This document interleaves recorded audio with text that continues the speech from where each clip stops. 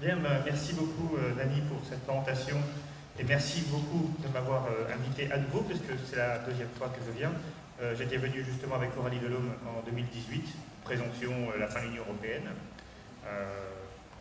Et ça nous permettait aussi de discuter, parce que c'est ce sur quoi je travaille avec Coralie, et on va revoir ça dans la conférence aujourd'hui, sur les effets en fait des politiques économiques en Europe et surtout les conséquences sociales et politiques de ces politiques. Donc j'étais déjà venu en 2018 et c'est avec grand plaisir que j'ai fait pas mal d'heures de train, c'est vrai, mais voilà, j'ai travaillé, j'ai corrigé des copies, c'était pas non plus du temps perdu. Pour venir ici au soleil, parce que vous avez en plus la chance d'avoir un beau soleil, ce qui n'est pas le cas à Angers. Alors oui, je vais vous parler de populisme, des causes du populisme. Et pour cela, je vais m'appuyer sur effectivement ce livre-là qui est sur le présentoir, qui est sorti en octobre dernier et qui a été écrit en fait pendant le premier confinement. C'était assez intéressant d'ailleurs d'être dans un moment historique et en même temps voilà, je me suis demandé comment j'allais faire pour pas avoir un livre totalement obsolète qui sorte après cette transformation, parce que bon, comme vous tous à ce moment-là, au moment où on nous dit ne sortez plus de chez vous, c'était un peu particulier comme moment. Et donc j'ai intégré quelques réflexions sur le Covid, d'ailleurs dans le livre, pour, voilà, qui ne sont pas totalement obsolètes un an plus tard. Alors ce livre, effectivement, il parle du populisme et il explique la cause, c'est un peu la thèse que je défends dans le livre, la cause du populisme par la mise en œuvre de politiques dites néolibérales. Alors, le souci que j'ai avec ce titre et avec ce thème, c'est que les deux mots populisme et néolibéralisme sont des mots qui ne font pas consensus chez les économistes et globalement chez les gens. Et c'est la raison pour laquelle je vais commencer par préciser ce que j'entends par populisme, et puis ensuite je vais préciser ce que j'entends par néolibéralisme, et puis je vais ainsi vous expliquer un peu les liens qui existent entre ces deux phénomènes. Alors d'abord, le populisme, c'est effectivement un terme ambigu, c'est un terme aussi qui est polémique, puisqu'il peut s'entendre en fait de deux manières différentes. D'abord d'un point de vue positif, beaucoup de mouvements se réclamant du populisme le voient comme quelque chose de positif, c'est-à-dire l'idée qu'il faut rassembler le peuple, défendre le peuple contre un système, contre des élites, et au nom en quelque sorte de l'égalité et de valeurs qui sont des valeurs de gauche. Et puis on a aussi, bien sûr, dans les médias, chez un certain nombre de personnalités politiques, elles aussi, une vision extrêmement négative du populisme, qui est un peu un terme péjoratif, une forme d'insulte, où on explique que les populistes sont des mouvements attrape-tout, démagogiques, qui développent très souvent, nous disent-ils, une vision complotiste de la société. Et on va mettre derrière le populiste Le Pen, Mélenchon, et puis d'autres, Trump, Viktor Orban, etc. Des gens qui par ailleurs n'ont vraiment pas grand-chose à voir les uns avec les autres. On est là sur une espèce de grand amalgame de tous les opposants, et c'est souvent ce que dit le gouvernement, d'ailleurs lui-même, tous ces opposants finalement, soit ils sont raisonnables et ils sont un peu d'accord avec lui, soit ils sont irraisonnables et donc forcément ils sont chez les populistes. Alors évidemment quand on veut essayer de comprendre le populisme et qu'on emploie même le terme populiste, eh bien, on sera considéré soit comme un défenseur du populisme, soit comme un suppôt du gouvernement, si je puis dire. Et moi, c'est pas du tout comme ça que je veux appréhender la question, parce que le populisme, c'est aussi un concept scientifique de politologues, de sociologues, qui l'ont étudié, parfois de manière très détaillée. C'est puisque, en fait, les mouvements populistes, ils naissent à la fin du XIXe siècle, et ils reviennent assez régulièrement dans l'histoire des démocraties.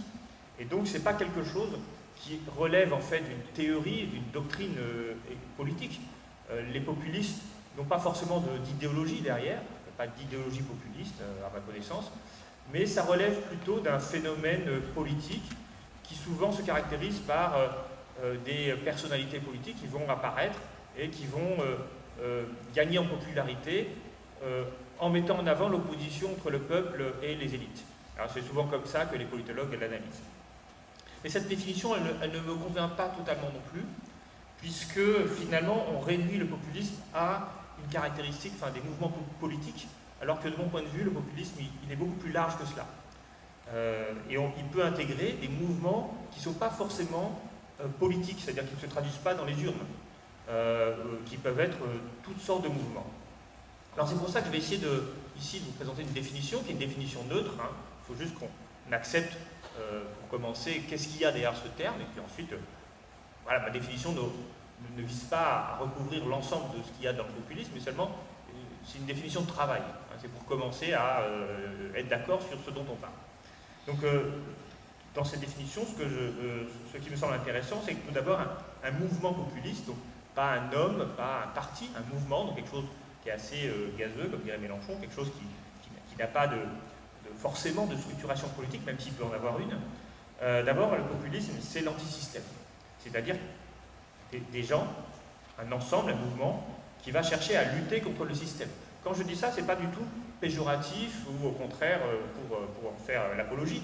C'est juste que la plupart on va considérer que tout mouvement populiste va par définition chercher à changer le système, mettre à bas le système. Alors ça marche très bien pour Mélenchon, bien sûr, mais ça marche aussi pour Trump, qui s'est présenté comme étant anti-establishment. Ça marche pour beaucoup, et même quand on est élu, on peut être populiste, on peut être élu et être anti-système. Donald Trump l'a montré assez bien pendant ses 4 ans de pouvoir. Deuxième caractéristique du mouvement populiste, c'est qu'on considère, qu'on analyse la société comme une société divisée entre un peuple et des élites. C'est-à-dire qu'on va chercher à mettre en avant cette opposition entre le peuple et les élites. Et notez bien que le peuple, il est au singulier, les élites sont au pluriel, puisque dans les élites, il peut y avoir des élites politiques, médiatiques, économiques. Et là aussi, les populistes ne vont pas forcément prendre les mêmes élites. C'est-à-dire qu'ils vont parfois mettre en avant les élites, alors chez Trump par exemple, les élites médiatiques ou les élites des démocrates, mais il ne va jamais s'attaquer aux élites économiques par exemple. Puis on va avoir d'autres personnalités qui vont mettre en avant d'autres élites. Et la troisième dimension du populisme, c'est la défiance vis-à-vis des institutions. Toutes sortes d'institutions, qu'elles soient des institutions de type les partis politiques, les journaux, la presse, tout le système médiatique, ça peut être vis-à-vis des syndicats, ça peut être vis-à-vis du fonctionnement du capitalisme. Si on est contre le capitalisme, on est en défiance vis-à-vis de ce système-là, ce qui là aussi n'est pas forcément illégitime, c'est juste qu'il faut considérer, quand on est populiste, qu'il y a un certain nombre de choses sur lesquelles on ne peut pas avoir confiance, et ces choses-là sont des institutions. Là, on peut aller plus loin, on peut être défiant vis-à-vis de la police, vis-à-vis de l'école, vis-à-vis bien sûr de la justice, vis-à-vis des autorités sanitaires, vis-à-vis des économistes universitaires, par exemple.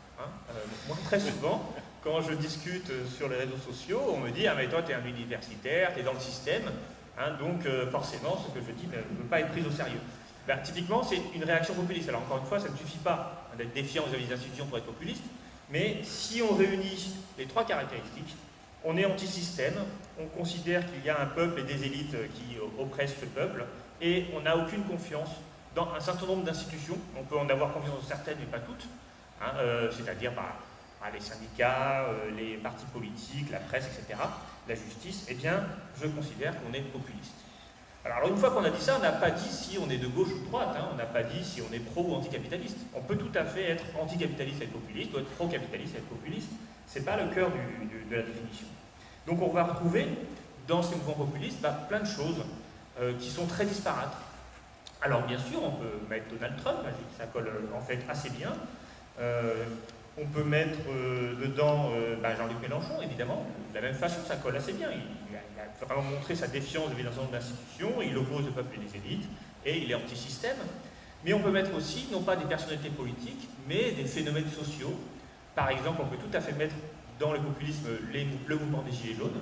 Et d'ailleurs, au départ, j'ai commencé à écrire le livre, c'est à ça que je pensais, comme événement populiste en France, puisque on a bien un mouvement anti-système qui se réclame du peuple et qui n'a pas confiance dans un certain nombre d'institutions sociales, puisque, comme vous savez, les partis politiques, les syndicats n'étaient pas les bienvenus, mais la presse également, il y avait une grande défiance, et puis globalement une défiance vis-à-vis des institutions d'Emmanuel Macron, la présidence, etc., des institutions politiques en général. Donc on retrouve bien, vous voyez, chez les Gilets jaunes aussi cette même caractéristique, et plus récemment, Eh bien, quand on regarde les mouvements anti-masques, alors moi j'ai parlé de Didier Raoult, évidemment, dans le bouquin, parce qu'au moment où j'écrivais mon livre, il y a eu ce phénomène qui est apparu, et il représente bien les trois composantes, hein, une composante anti-système, anti-défiance vis-à-vis des autorités sanitaires, et puis le peuple contre les élites. On va retrouver ça aussi chez les soutiens de Didier Raoult et chez les anti-masques, et chez les anti-vax, etc. Alors, c'est pas parce qu'on est pro-Didier Raoult qu'on est forcément pro-Gilets jaunes, hein, ou pro-Mélenchon, ou pro-Le Pen. Hein, je n'ai pas parlé évidemment, mais Marine Le Pen, il y a aussi tout un aspect populiste dans ce mouvement. Hein, c'est juste qu'il y a ces mouvements, il y a ces personnes, et derrière ces mouvements, finalement, on retrouve un certain nombre de caractéristiques communes, même si les idéologies derrière ces mouvements, ou les projets politiques derrière ces mouvements, peuvent être extrêmement différents.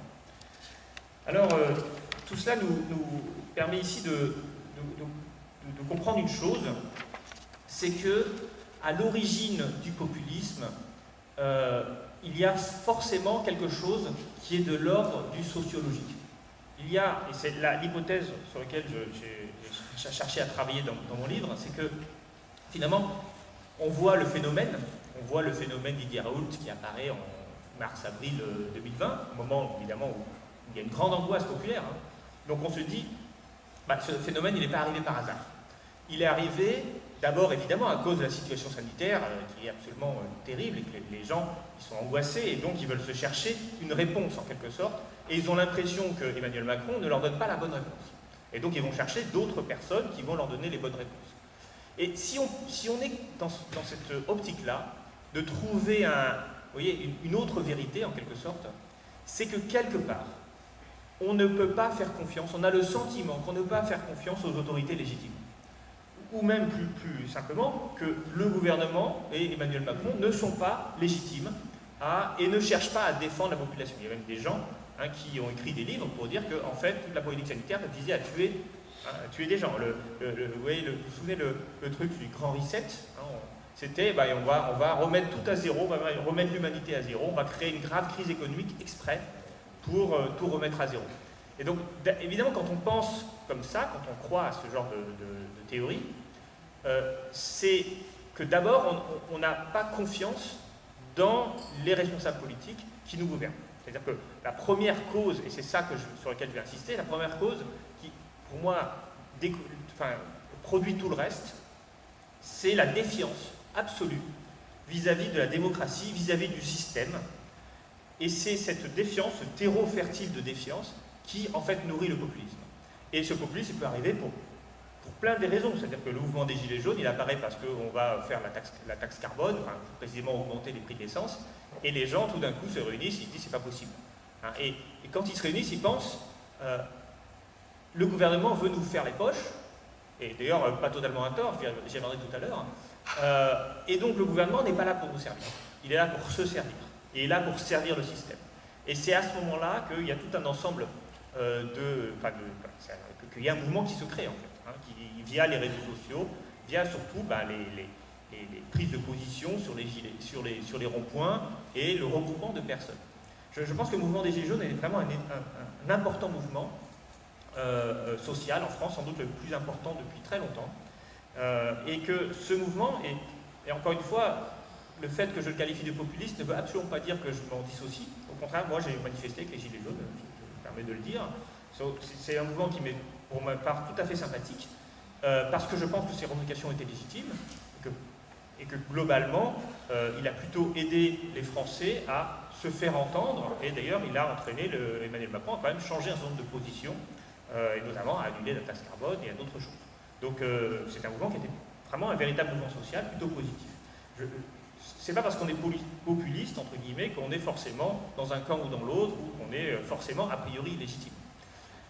Par contre, ce qui est intéressant, c'est de comprendre pourquoi est-ce qu'un certain nombre de personnes en viennent à penser que le gouvernement cherche à lutter contre les intérêts de la population, et notamment des électeurs qui l'ont élu.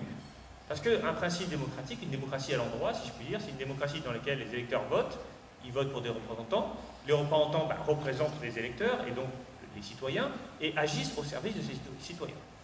Et là, il se trouve qu'aujourd'hui, tout un ensemble de personnes a juste tout un ensemble de personnes a raison ou a tort, c'est pas ma question ici. On y reviendra si vous voulez dans la discussion. Je ne cherche pas à donner mon avis à ce niveau-là. Je dis juste qu'il y a des gens qui pensent, légitimement ou non, que les représentants élus ne sont pas du tout au service du peuple et au contraire sont au service de leurs propres intérêts, voire soit un service d'intérêt occulte ou autre, ou d'intérêt capitaliste ou des grandes entreprises. Et donc, du coup, on ne peut plus leur faire confiance. Et donc, la question qui m'intéresse, et la question que j'essaie de développer dans ce livre et que je vais développer ici, c'est donc pourquoi cette défiance?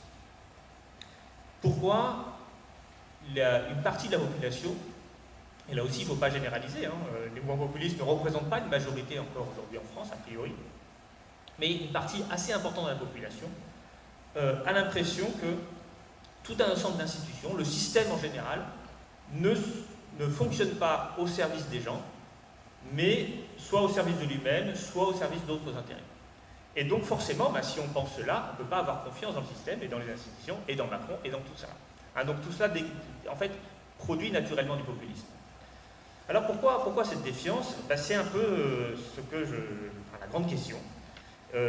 Grande question à laquelle je vais apporter quelques petits éléments de réponse, mais je ne vais pas clore le sujet. Je veux dire, je pense qu'on est nombreux à réfléchir à cela en ce moment, et là aussi, c'est ma réflexion personnelle que je partage, mais elle peut tout à fait être complétée par d'autres formes de réflexion. Et pour commencer cette réflexion, je voudrais revenir en arrière dans le temps et vous parler d'un socio-psychologue anglais, britannique, qui s'appelle Graham Wallas. Graham Wallas, c'est un universitaire anglais, et en 1914, à la veille de la Première Guerre mondiale, il publie un livre qui a une énorme influence sur beaucoup de personnes, un livre qui s'intitule The Great Society, la grande société. Et dans ce livre, en fait, l'analyse que fait Wallas, c'est d'essayer de comprendre ce que la mondialisation fait au monde. Alors à l'époque, il n'emploie pas le terme mondialisation, c'est pour ça qu'il emploie le terme grande société, mais c'est exactement la même idée. En fait, en 1914, on est déjà à ce qu'on appelle la première mondialisation, c'est-à-dire le monde s'unifie autour des empires coloniaux, autour des grandes puissances européennes et américaines, Amérique du Nord. Et en fait, un certain nombre d'intellectuels se posent la question de savoir comment la société va réagir face à ce nouveau monde économique. Quel est ce monde économique? Eh bien, c'est un monde dans lequel la division du travail se fait non plus à l'échelle d'une entreprise, à l'échelle d'une ville ou à l'échelle d'une nation, mais elle se fait à l'échelle du monde. Et quand la division du travail se produit à l'échelle du monde, eh bien, ça veut dire que la vision des individus, le contrôle qu'ils pensent avoir du système économique, s'affaiblit considérablement et voire disparaît totalement. En fait, nous dit Wallas, l'être humain, il s'est développé dans une communauté sociale qui, historiquement, depuis l'aube de l'humanité, était une petite communauté. Le village, la ville éventuellement, un ensemble réduit de personnes qu'ils pouvaient rencontrer, avec lesquelles ils pouvaient discuter, ils pouvaient acheter, vendre, etc. Et donc l'univers socio-économique de l'être humain, traditionnellement, c'est des gens qu'on connaît et qui nous ressemblent a priori. Lorsqu'on arrive dans la grande société, les frontières disparaissent totalement. C'est-à-dire que la mondialisation fait que ce qu'on va consommer, par exemple, dans une boutique, on va acheter du beurre, du lard, dit Wallas, mais il peut être produit n'importe où dans le monde. Il n'y a plus de lien direct entre l'acte de consommation et l'acte de production. Les deux personnes qui produisent et qui consomment sont extrêmement éloignées les unes des autres. D'autre part, on est soumis à des forces économiques qui nous dépassent totalement, qui sont le produit. Par exemple, vous êtes un agriculteur aujourd'hui, cultivez du blé, vous avez une bonne récolte en Australie, eh bien vos cours du blé vont diminuer. Mais vous n'avez aucun lien avec l'Australie, vous êtes très très loin, c'est pas du tout la même société. En fait, les forces économiques, elles vont interférer dans la vie personnelle et quotidienne des gens, et ça donne une forme de sentiment de vertige, nous dit Wallas, qui détruit toutes les représentations qu'on peut avoir du fonctionnement de la société, et qui, en quelque sorte, insécurise énormément les gens et crée une réaction de rejet. Et Wallace nous dit, le problème, c'est que, certes, la division internationale du travail, c'est efficace. Certes, plus on commerce, moins on va se faire la guerre. Bon, en réalité, c'est pas très vrai. En 14, il écrit, n'oublions pas. Enfin, en 13, il écrit, il écrit en 14. Mais la réalité des choses, c'est que l'angoisse, elle, n'a pas disparu. Et finalement, la prospérité que l'humanité a acquise avec le marché, avec la grande société, avec le marché mondial, eh bien en fait, il perd une autre dimension, c'est le sentiment de contrôle. Et donc, dans l'articulation entre la société et le marché, eh bien le marché finit par devenir tellement dominant qu'il réduit la société à portion congrue et que les individus ont l'impression d'être totalement isolés face à un gigantesque marché mondial qui décide de leur vie. Et en fait, cette réflexion, donc encore une fois, c'est un psychologue au départ, hein, qui fait ici un peu de sociologie, eh bien, elle a beaucoup marqué un certain nombre d'intellectuels parce que justement à ce moment-là, on se réfléchit sur le monde qui arrive, hein, le monde du XXe siècle, qui est quand même assez différent du monde du XIXe siècle, justement en raison de la taille croissante des entreprises et de la perte progressive de capacité d'action économique que peut avoir une petite entreprise artisanale, qui sont tous en train de disparaître, hein, victimes des grosses entreprises, et le sentiment de ne plus pouvoir contrôler un certain nombre d'activités économiques. Et en fait, quelques années plus tard, on va voir un autre auteur. Alors, je vous fais un peu la théorie là, puis ensuite on expliquera, mais vous verrez que ça vous parlera beaucoup, j'imagine, qui s'appelle Karl Polanyi. Alors, Karl Polanyi, c'est un économiste, un historien, qui, en fait, s'intéresse un peu à la même question que Wallace, mais lui, il va s'intéresser sur le processus de changement. Polanyi nous dit la chose suivante. En 1944, donc lui, il a vu les deux guerres mondiales, il a vu l'effondrement du monde tel qu'il existait au temps de Wallace, c'est-à-dire finalement une forme de société capitaliste libérale, mondialisée, qui fonctionnait à peu près harmonieusement, mais ça, on pouvait le dire en 1913, mais en 1944, on a eu une Première Guerre mondiale, on a eu la crise des années 30, on a eu le fascisme, on a eu la révolution soviétique, et on a eu la Seconde Guerre mondiale. Et donc, du point de vue de Polanyi, qu'est-ce qu'on voit en 1944? On voit l'effondrement du monde. Et Polanyi se pose la question, pourquoi le monde s'est effondré? Et la réponse qu'il va donner, eh bien, c'est que, en fait, la mise en place d'une société de marché, fondée sur le principe de marché autorégulateur, s'est avérée tellement inhumaine que ça a engendré des catastrophes. Et en fait, l'analyse que fait Polanyi, c'est que dans une société traditionnelle, donc avant le capitalisme libéral, le marché est encastré dans les relations sociales. Et donc le marché est contrôlé par la société. Mais dans le capitalisme libéral, celui qu'on met en place au cours du XIXe siècle, et dont l'apogée se trouve justement en 1914, eh bien, c'est l'inverse. C'est la société qui est encastrée dans le marché. C'est-à-dire qu'en fait, on a construit des institutions de marché qui cherchaient à réguler le mieux possible le marché, mais en faisant cela, on a détruit un certain nombre d'institutions sociales, institutions qui se sont transformées et qui ont fini par détruire, nous dit Polanyi, détruire la société sur laquelle elle reposait. Alors, pour essayer d'être un peu plus précis, je vais prendre un exemple, enfin l'exemple, c'est pas moi, hein, c'est Polanyi qui le prend, et qui parle notamment de ce qu'on appelle le marché du travail.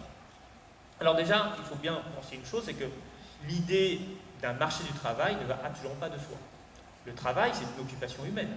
C'est une occupation productive pour soi et pour les autres. Ça n'est pas une marchandise. C'est du temps humain. Et déjà, nous dit Polanyi, là, déjà, il y a un souci. C'est-à-dire que le travail n'est pas une marchandise, mais on parle pourtant du marché du travail. Comment on est passé du travail utile aux autres, utile à soi, utile à la société, au travail marchandise, offre et demande de travail, ce qu'on entend aujourd'hui d'ailleurs tout le temps, hein, ce que les économistes mainstream nous disent, hein, le marché du travail. Et donc il faut flexibiliser le travail, si on veut, le droit du travail, pour arriver à supprimer le chômage. Tout cela, nous dit Polanyi, ne va absolument pas de soi. En fait, le travail ne peut pas être considéré comme une marchandise. Le travail n'est pas une marchandise. Le travail, c'est du temps humain, c'est du temps social. C'est aussi une forme de dignité, d'identité. Les gens qui travaillent, ils ont une identité qui est liée à leur travail. Et donc, la première chose qu'a fait la société de marché, c'est de transformer le travail en marchandise, ou plutôt de gérer le travail comme si c'était une marchandise. Et c'est ce qu'il appelle le principe de la marchandise fictive. Autrement dit, les libéraux, quand ils ont voulu organiser l'ensemble de la société sous la forme d'un système de marché autorégulateur, eh bien, ils se retrouvaient face à une limite. Et cette limite, c'est que un certain nombre de marchandises, enfin, un certain nombre de choses nécessaires à la production, notamment le travail, ne sont pas des marchandises et n'étaient pas organisées par des marchés. Donc là, il se trouve dans une contradiction, c'est-à-dire que l'idée d'une société entièrement régulée par le marché trouvait une limite parce que des éléments n'étaient pas des marchandises. Alors le travail, mais par exemple la terre, la nature n'est pas une marchandise, et pourtant on la traite comme une marchandise. Le capital, la finance n'est pas vraiment une marchandise, l'argent, mais pourtant on la traite comme si c'était une marchandise, comme s'il y avait une offre de monnaie, une demande de monnaie, des choses comme ça. Et il dit, bah ça en fait, ça n'était pas possible. Donc on a inventé la fiction de la marchandise pour pouvoir l'organiser ensemble comme une marchandise. Mais en faisant ça, eh bien, on a détruit des institutions. On les a délégitimées. Alors typiquement, pour créer un marché du travail, que faut-il? Il faut qu'il y ait une offre et une demande de travail. Et pour qu'il y ait une offre de travail, l'offre de travail c'est vous et c'est moi, c'est nous qui proposons notre travail à une entreprise, eh bien quelque part il faut qu'on n'ait pas le choix, c'est-à-dire qu'il faut que notre revenu il vienne de notre travail. Et c'est ainsi qu'on va se retrouver dans l'obligation, dans la nécessité de vendre sa force de travail à une entreprise. Et donc qu'est-ce qu'il a fallu faire pour organiser un marché du travail? Il a fallu détruire un certain nombre d'institutions sociales, notamment toute l'assistance aux pauvres, qui était organisée dans les sociétés traditionnelles. Polanyi nous dit qu'il n'y a pas de société traditionnelle dans lesquelles on laisse les indigents mourir de faim. Dans les sociétés traditionnelles, nous dit Polanyi, personne ne meurt de faim. Dans les sociétés traditionnelles, le rapport entre l'agriculteur et le propriétaire de la terre, souvent le seigneur local, ce n'est pas un rapport de concurrence.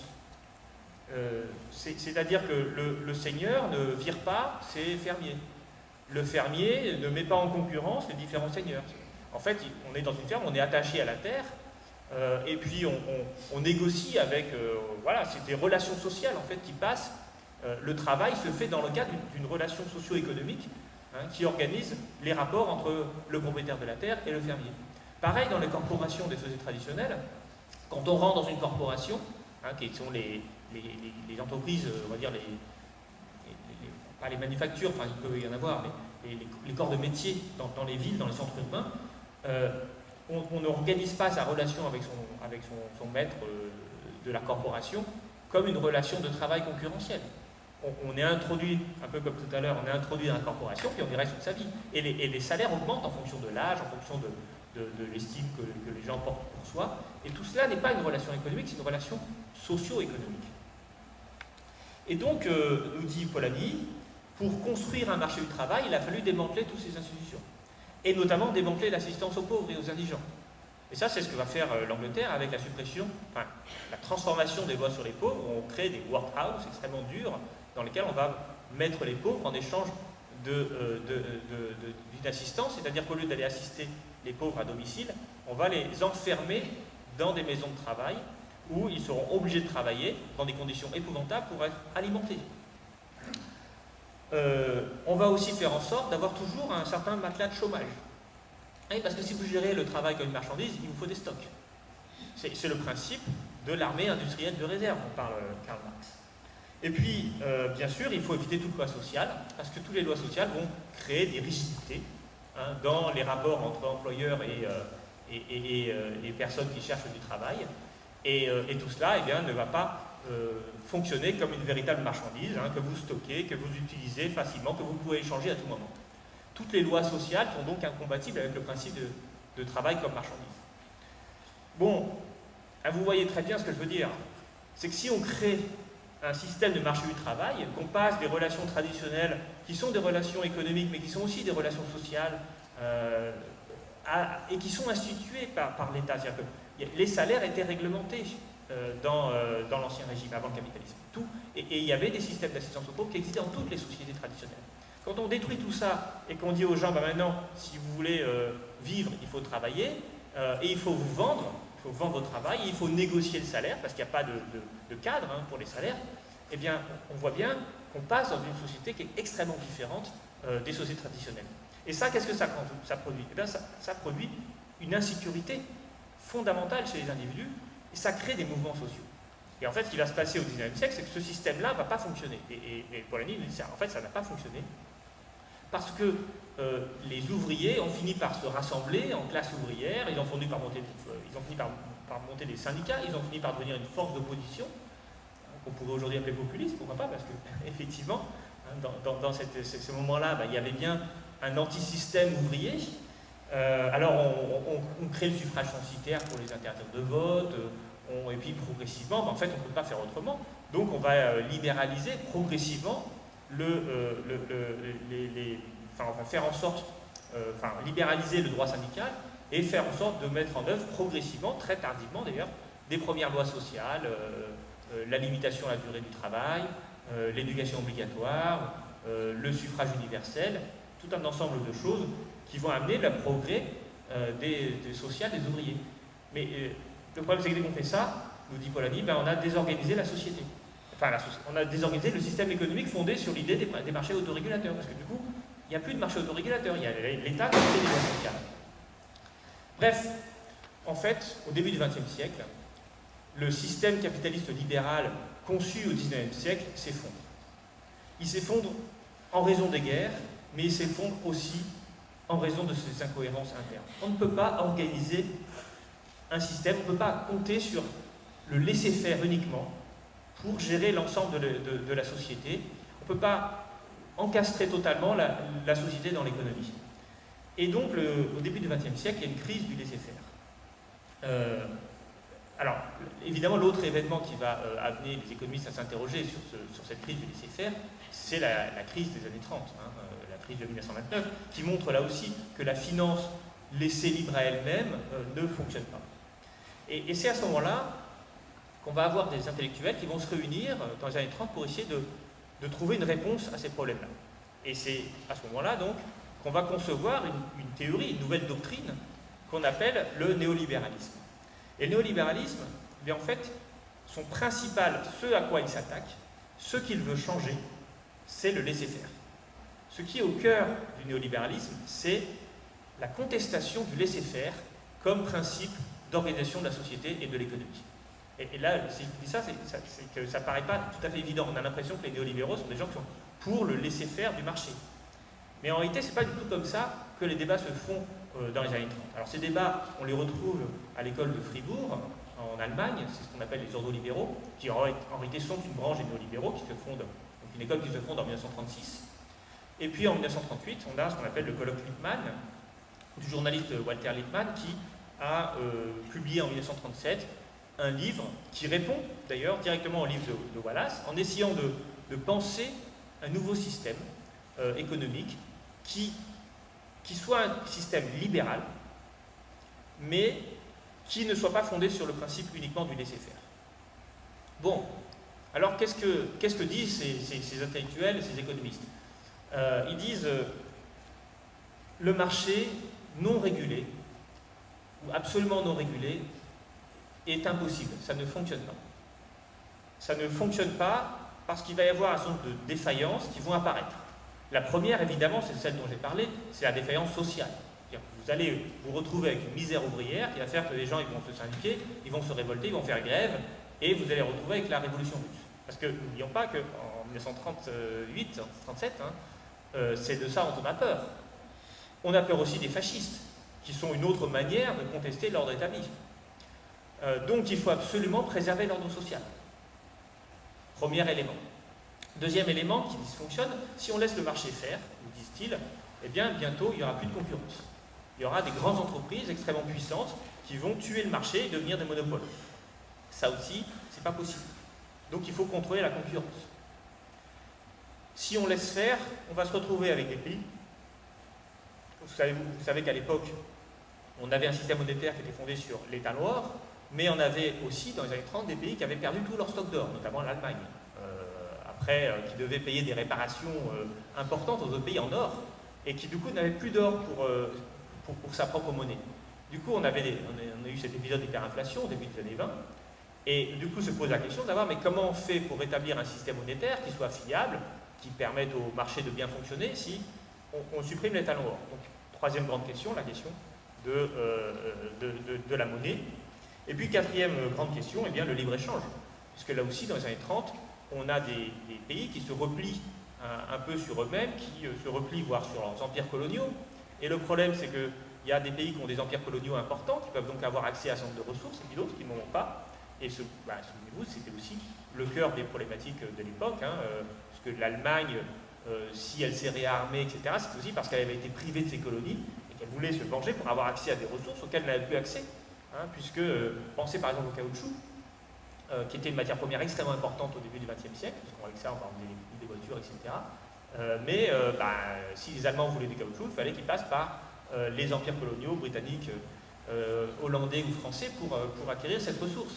Et donc forcément, on avait des conflits commerciaux qui étaient aussi liés au contexte de l'époque avec ces empires coloniaux et ces pratiques protectionnistes qui pouvaient exister. Et voilà, donc le néolibéralisme, c'est une manière de reconstruire un système économique, mais aussi un système social fondé sur l'idée que le marché autorégulateur est un mythe, que le laisser-faire ne fonctionne pas, et qu'il faut donc mettre l'État au service du marché. C'est ça le néolibéralisme. C'est-à-dire que les néolibéraux ne croient pas en la perfection des marchés. Ils pensent justement que parce que les marchés sont imparfaits, il faut que l'État se mette au service de ces marchés. Et bien sûr, se mettre au service des marchés veut dire ne pas trop les perturber une fois on met le cadre, on met en place le cadre de fonctionnement du marché, mais ensuite, une fois que ce cadre existe, il ne faut surtout pas les contrarier, ces marchés. Donc on va être à la fois on va être les serviteurs du marché. C'est ça que veulent faire les néolibéraux. Parce qu'ils sont persuadés que le libéralisme classique était finalement assez juste, mais il était un peu naïf, et donc il faut... Alors, Louis Rougier, le fondateur du colloque Lippmann, disait qu'il faut un libéralisme constructeur, qui construise le marché et qui le maintienne. Bon, alors, sa mise en œuvre du libéralisme, elle ne s'est pas faite après la Seconde Guerre mondiale. Après la Seconde Guerre mondiale, en fait, c'est un échec du libéralisme. On a donc, en fait, reconstruit les économies avec un très fort interventionnisme. Et même une planification. En France, on commence à mettre en place les plans quinquennaux, à la française, pas le même système que le système soviétique, mais un système incitatif important pour, en quelque sorte, diriger en partie l'économie.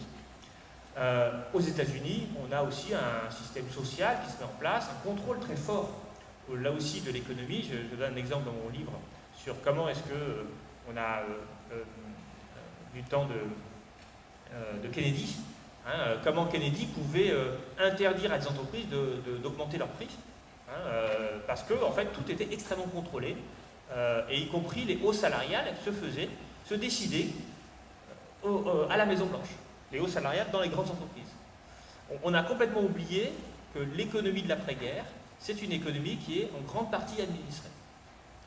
D'ailleurs, on avait en France un certain nombre de prix réglementés qui ont duré très longtemps. Le prix de la baguette de pain, je crois qu'il est réglementé jusqu'aux années 70. Le néolibéralisme va progressivement revenir au cœur des politiques publiques à partir, alors c'est ça que je voulais vous dire un peu ici, à partir des politiques européennes. Alors on a deux dates importantes à retenir, bien sûr 1937, la création de la Communauté économique européenne, la CE, mais surtout, pour moi, 1986, qui est vraiment un tournant dans les traités européens. Et 1986, c'est la signature de l'acte unique. Et cet acte unique, eh bien, il va transformer profondément le système économique européen en passant d'un système de libre circulation des marchandises à un système de libre circulation des marchandises, mais également du travail et du capital. Et là, on comprend qu'à travers ce marché unique, et on va remarchandiser le travail et le capital également, qui était préservé en partie des influences marchandes par les frontières nationales et le fait qu'on avait un pouvoir politique qui pouvait réguler au sein de ces frontières les activités, le travail et globalement les relations entre employeurs-employés.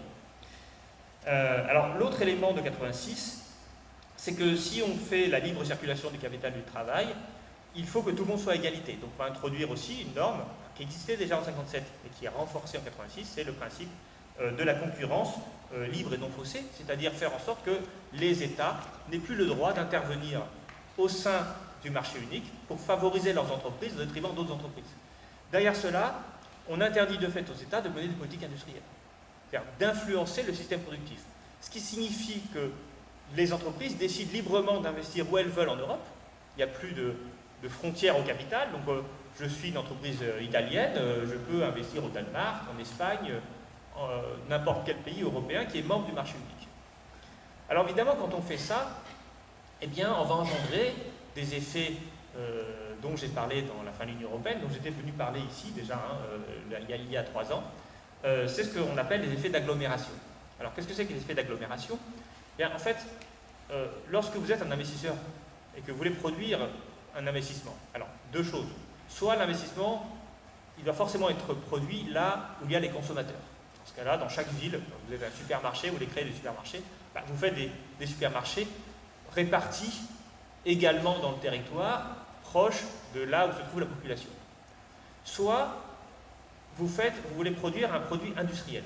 Et un produit industriel, contrairement à un service, comme un supermarché, eh bien, ça peut se produire à un endroit et puis ça peut se vendre à un autre endroit. Aujourd'hui, d'ailleurs, et là, c'est le principe de la mondialisation, la production peut se faire quelque part dans le monde et la consommation peut se faire dans le monde entier. Et donc, si vous avez à implanter une entreprise industrielle, donc une production manufacturière, et que vous êtes un entrepreneur italien, grec, allemand, français, je ne sais quoi, eh bien, vous allez choisir de mettre votre usine là où elle est la plus efficace, là où elle est la plus rentable.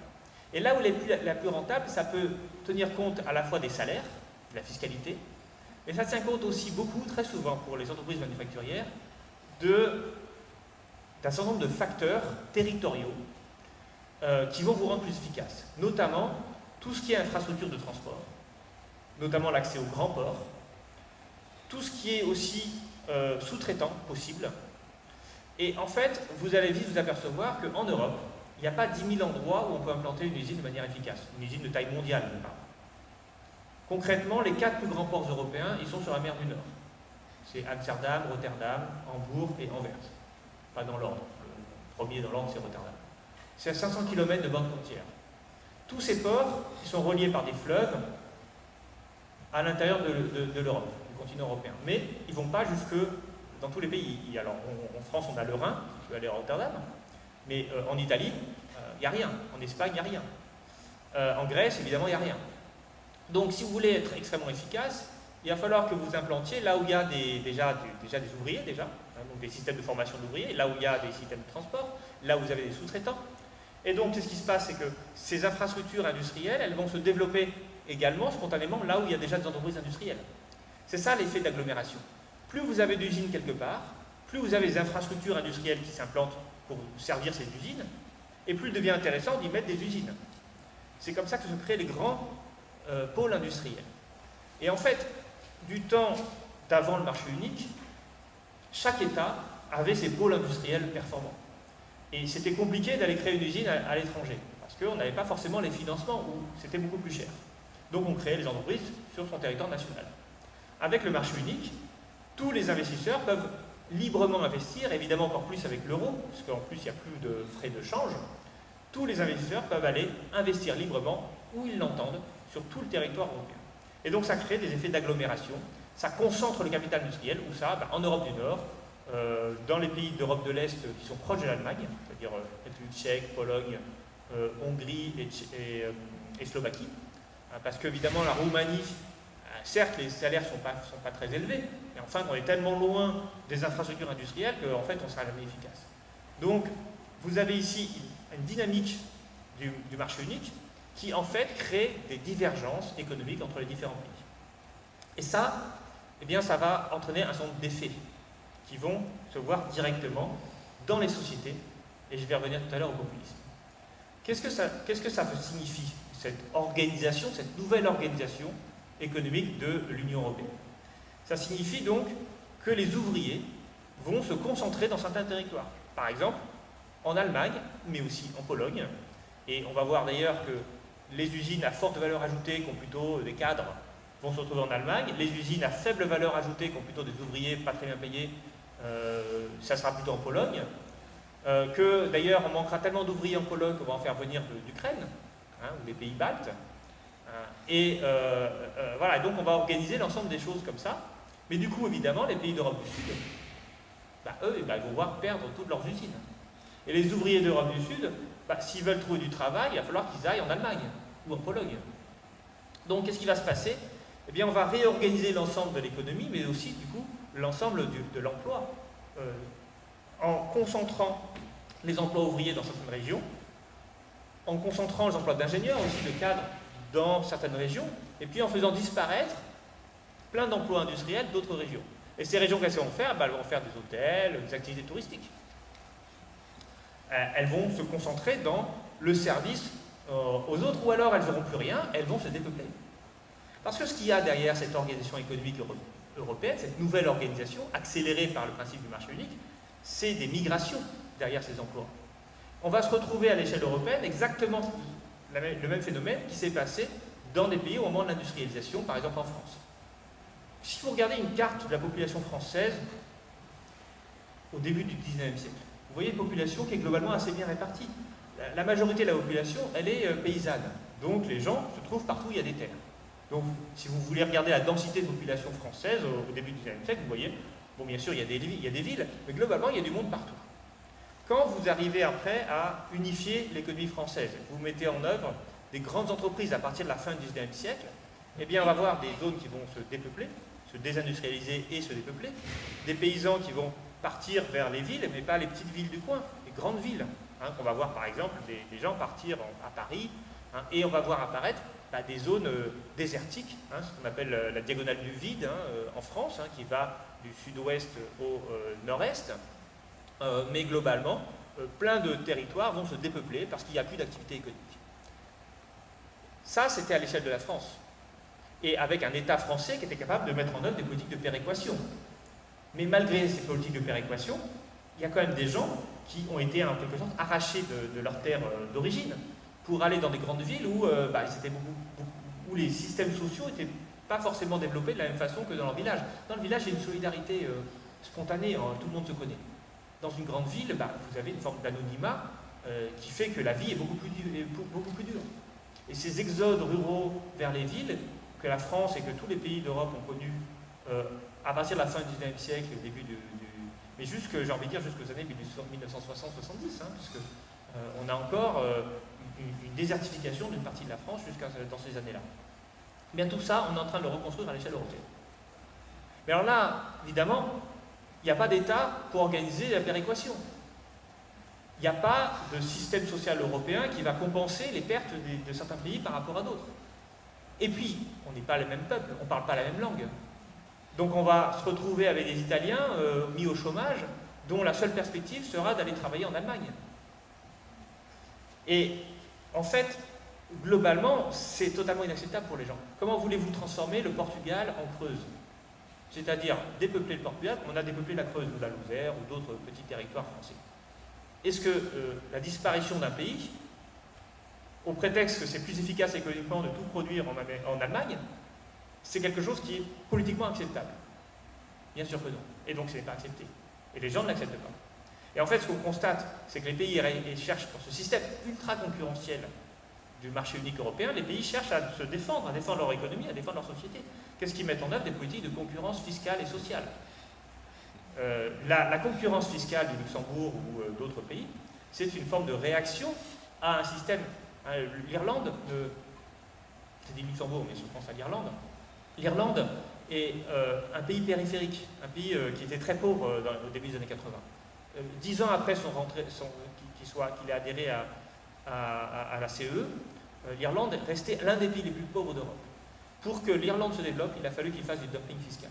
Je vous garantis que tous les autres pays périphériques, s'ils n'ont que ce choix à faire pour se développer, ils vont évidemment le faire. Mais évidemment, tout cela entraîne des réactions vis-à-vis de grands pays comme la France qui dit mais on ne peut pas se laisser tondre la laine sur le dos. Donc si on est dans un système ultra concurrentiel, il faut qu'on mette des politiques pour contrer cela. Qu'est-ce qu'on va mener comme politique? Des politiques d'attractivité. C'est le grand mot attractivité aujourd'hui. Emmanuel Macron, il ne cesse de se réjouir que la France est devenue plus attractive. Qu'est-ce que ça veut dire l'attractivité? L'attractivité de quoi? L'attractivité pour le capital. Faire en sorte que les investissements en France soient plus rentables que les investissements en Allemagne. Oui, mais on part avec un désavantage. Eux, ils ont les grands ports, la mer du Nord, nous, on ne les a pas. faire davantage pour permettre de compenser ce désavantage. Donc qu'est-ce qu'on va faire? Eh bien on va promettre de baisser les impôts, d'avoir des salaires plus faibles, loi travail, fin de l'ISF, baisse de l'impôt des sociétés, flat tax sur le capital. C'est toutes les mesures qu'a pris Emmanuel Macron dès qu'il est arrivé au pouvoir en 2017. Alors évidemment, toutes ces mesures, qu'est-ce que c'est? C'est des mesures fiscales qui plombent les recettes fiscales de l'État. Si on veut mener une politique d'attractivité, on ne peut pas perdre d'un côté toute recette fiscale et en même temps promettre aux entreprises, parce que ça fait partie de l'attractivité, des services publics adéquats avec des populations bien formées. Bon, déjà, les populations bien formées, on les forme moins bien. Parce que, parce qu'on fait des réductions sur les profs et l'éducation et l'université. Je sais bien, je pourrais vous en parler si vous voulez. Mais il faut quand même avoir un minimum de services publics. Donc qu'est-ce qu'on fait? Eh bien, on va se rattraper en fiscalisant ce qui est non mobile. Parce qu'on a fiscalisé ce qui est mobile, ce qui peut nous faire concurrence, ce qui peut concurrencer la France avec d'autres pays. Et donc on va prendre des choses immobiles qu'on va fiscaliser en échange. 50 000. Oui, j'arrête très bientôt. Parce que vous voyez, j'arrive à la conclusion. Qu'est-ce qu'on va fiscaliser? Les ménages. Et quoi? Le carburant, les cigarettes. Et donc les ménages, ils ont l'impression qu'on enlève des impôts aux entreprises et aux riches, mais qu'eux, on les taxe. Ça, c'est le mouvement des Gilets jaunes. Le mouvement des Gilets jaunes, c'est une conséquence directe du marché unique, de la logique d'attractivité qui en est la conséquence, et plus généralement, parce que c'est ça que j'essaie de vous expliquer, de la mise au pas de la société au nom du bon fonctionnement du marché et au nom de la grande société et de la mondialisation. C'est-à-dire que ce qu'on retrouve aujourd'hui, c'est exactement ce que dénonçait Polanyi, en expliquant que la société de marché était en réalité totalement... société de marché était un système qui est totalement invivable. Bon, alors je conclus. Le populisme, ce n'est rien d'autre que la réaction à une société à un système politique, qui, parce qu'il est aux prises avec des forces économiques extrêmement violentes, une forme de concurrence qui le conduit à mener toujours la même politique, c'est-à-dire une politique de forme de défense pour améliorer la place de la France dans la grande concurrence internationale qui se joue à l'échelle européenne mais aussi à l'échelle mondiale. Et donc il mène des politiques d'attractivité fiscale et sociale qui sont insupportables pour les gens. Voilà. C'est-à-dire qu'en fait, le populisme, c'est une forme de réaction de légitime défense face à un système qui, en fait, agresse les individus. Et donc ces individus qui sont livrés à eux-mêmes, qui ont l'impression que les gouvernements, finalement, jouent contre eux.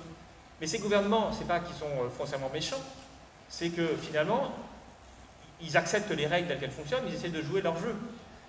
Et la politique d'attractivité, elle se comprend dans le contexte.